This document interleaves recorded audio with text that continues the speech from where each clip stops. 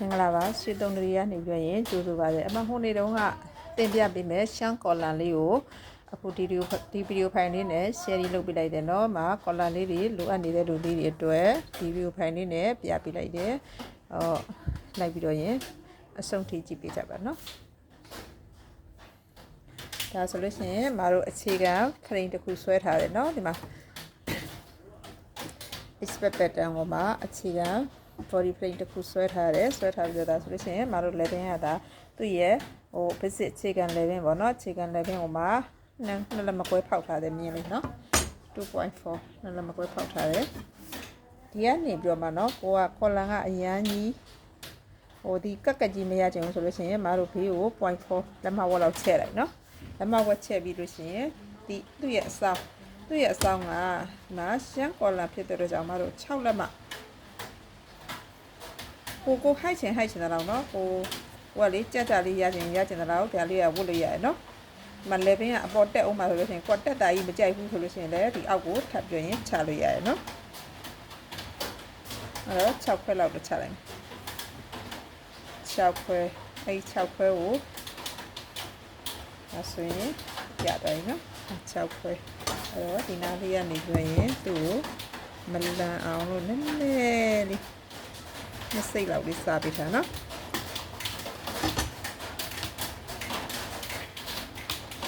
ဟိုကရင်ပုံးဆိုလို့ရှိရင်တော့ဒီနားလေးတွေလေဒီမှာနှစ်စိတ် 1.4 တစ်စိတ်လောက်စားထားလိုက်တယ်ဒါလေးစားပြရမယ်ပိုင်းနော်ကော်လန်ကသူ့အနေနဲ့သူတရားလေးဆိုလို့ရှိရင်တို့ကကပ်ပြီးသားနော်အခုကကော်လန်ဒီ level ကလေအရန်ကြီးဟွာမလုပ်ချင်ဘူးဆိုလို့ရှိရင်မကတ်ချင်ဘူးဆိုလို့ရှိရင်ဒီဘေးကိုထပ်ပြီးချဲ့လို့ရသေးတယ်နော်ဒါဒီလောက်ဆိုလို့ရှိရင်တော့ဒါပုံမှန်ဝတ်နေကြလူတွေဆိုလို့ရှိရင်တော့အတော်ပဲမတို့နောက်ချမ်းကကြတော့ဒီရှေ့ချမ်းကိုဒါ3လက်မတရားဆိုလို့ရှိရင်ဒါ2ခွဲချိကန်level 2ခွဲဒီပါဘေးကိုလက်မဝတ်ဆိုလို့ရှိရင်ဒါ3လက်မပေါ့နော်ဒါ3လက်မဆိုလို့ရှိရင်တို့ကနောက်ချမ်းကိုလည်း3လက်မဖောက်ပေးရမှာနောက်ချမ်းကိုလည်း level က3လက်မဖောက်ပေးရမှာသူကနောက်ချမ်းဒီ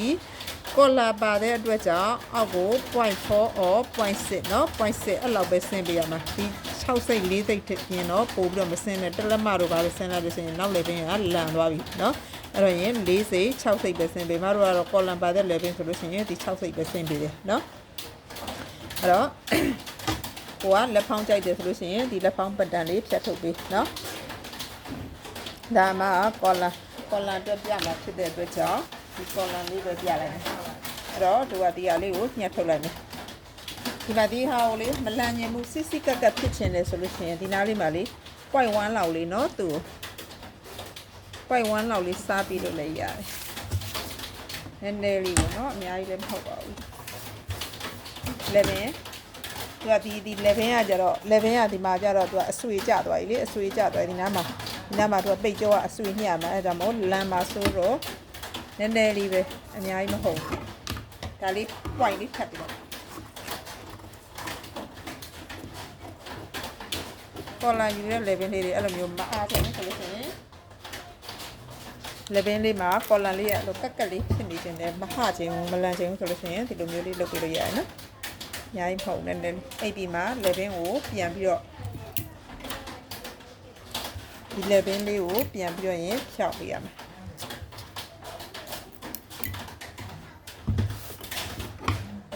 ဒါဆိုလို့ရှိရင်ဟိုနေတော့ကဒါအမပြတဲ့ဒါလေးဆိုလို့ရှိရင်ပြီးသွားပြီဆိုတော့နောက်ချမ်းကိုလည်းဒီပုံစံမျိုးပဲညှက်လိုက်မယ်နောက် level က4စိတ်ဒါမှမဟုတ်ရင်6စိတ်ဒါညှက်လိုက်မယ်ဒါဆိုလို့ရှိရင်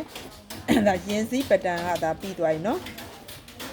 ကိုကအဲ့တဲကမှမဟုတ်ဘူးရင်စည်းမကြိုက်ဘူးရင်ပုံးပဲလိုချင်တာဆိုလို့ရှိရင်ဒီကနေပြီးတော့ရင်ဆက်လိုက်ရင်ပုံးရချင်တာဆိုလို့ရှိရင်အဲ့ရင်ပုံးကဘယ်ထိသွားမှာလဲရင်အောင်မြင့်ထိသွားမှာလားကိုကြိုက်တဲ့နေရာထိသွားလို့ရတယ်နော်ရင်အောင်မြင့်ထိသွားချင်တာဆိုလို့ရှိရင်အဲ့ရင်ပုံးကတော့ရင်အောင်မြင့်ထိသွားချင်တာဆိုလို့ရှိရင်အဲ့ဒီရင်အောင်မြင့်ထိဒီမြင့်လေးကိုဆက်ပြီးဆွဲထားလိုက်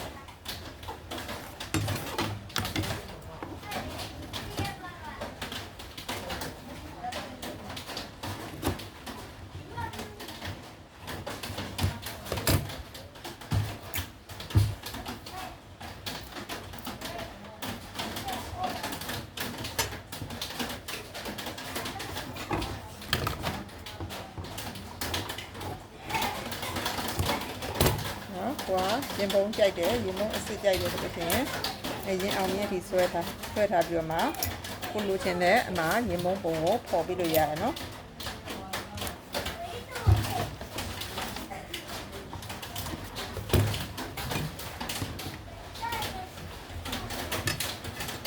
ရှင်အောင်မြင့်ပြီးတော့မှဆိုလို့ရှိရင်ဒီမှာကိုဘလောက်သွားခြင်းလဲကိုအောက်ကလေးအဆောင်သွားခြင်းလဲဆိုလို့ရှိရင်လည်းသွားလို့ရတယ်အောက်ကကျတော့ကိုကြိုက်တဲ့ဒီဇိုင်းပေါ်လို့ရတယ်နော်ဒီမှာဒီလိုရသွားပြီဆိုလို့ရှိရင်သူကမကူကရင်ပုံးတော့မပြသေးနော်ဒါရင်ပုံးကိုယူတဲ့ရှမ်းကော်လာရင်ပုံးယူတာကိုပြပေးပြီအခုဒီဟာကပြပေးမှာကျတော့ရင်စည်းအတွက်ပြပေးမှာဖြစ်တဲ့အတွက်ကြောင့်ဒီမှာ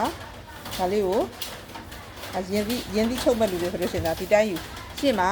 ၄စိတ်ညှက်ပေးနော်၄စိတ်အပူညှက်ပေး၄စိတ်အပူညှက်ပြီးတော့လို့ရှိရင်ဒီမှာဒီကော်လာလေးလေဒီကကော်လာလို့ဖို့ဒီဟာလေးဆိုလို့ရှိရင်လည်းတိုင်းလိုက်ဘယ်လောက်ရှိမှာလဲ6ခွဲရှိရယ်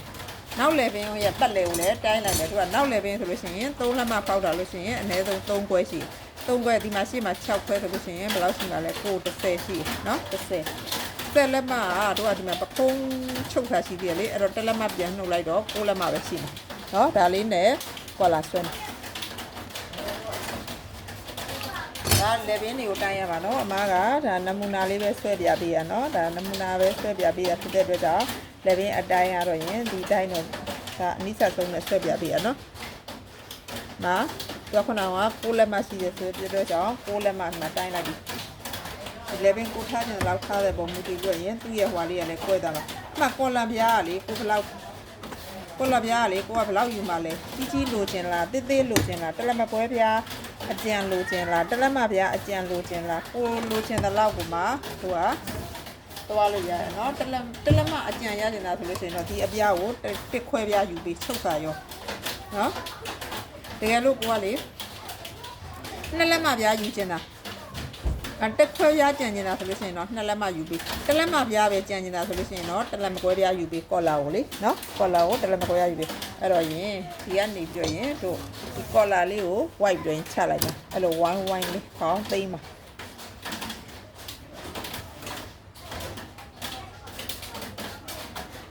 ဒီဟာကို3ပုံပုံလိုက်နော်ဒီလိုမျိုးလေးခေါင်းသိမ်းချလိုက်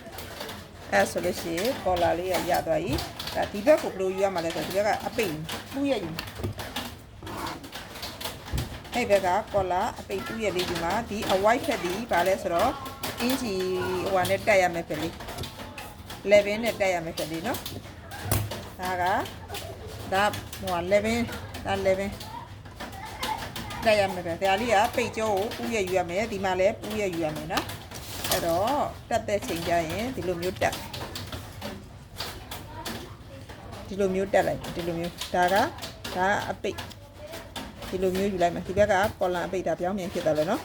ဒီအဝိုက်ကလေးကဘာလဲဆိုတော့ကော်လာနဲ့တက်ရမယ်ပဲဒီအတန်းဒီ11ဘက်အဲ့တော့ဒီမှာမလှဘက်ကနေပြန်ရင်အဲ့လိုမျိုးချုပ်မျိုးဒီလိုမျိုးအဲ့လိုချုပ်ချလိုက်လို့ရှိရင်သူ့ရဲ့ဒီကော်လာလေးကဘယ်လိုလေးရသွားမှာ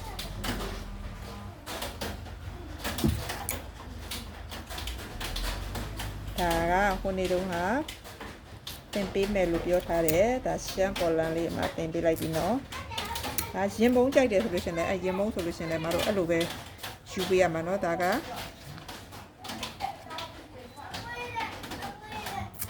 မတို့ရင်စီအတွက်မှယူပြထားတယ်နော်ရင်ပုံးဆိုလို့ရှိရင်တော့ကွာဒီအဝိုင်းမလုပ်ချင်ဘူးဒါလိုက်တဲ့ပဲတော့ပြရဒါလေးကနောက်လေပင်အတွက်ဒီထွက်နေရလေးကနော်တော့တို့ရဲ့ဒီတိုင်းလာဒီလိုလေးလာမှာကိုဘက်ကလည်းပြန်ပြရင်အဲ့လိုလေးလာမှာเนาะဒီတန်လေးကနောက်ချမ်း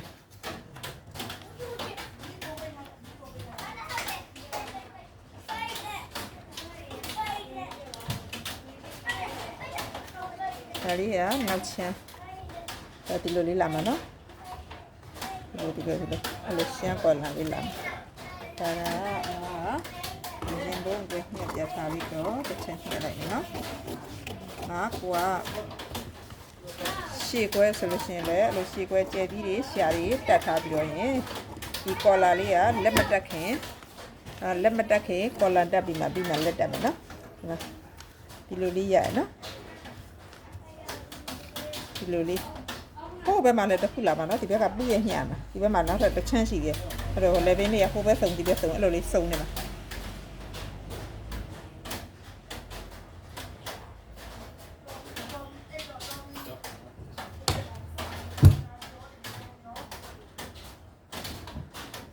လေဘင်းလေးကဒီလိုလေးစုံနေမှာဟာလေဘင်းအကျယ်ကကိုထားကြတယ်တော့ထားလို့ရတယ်နော်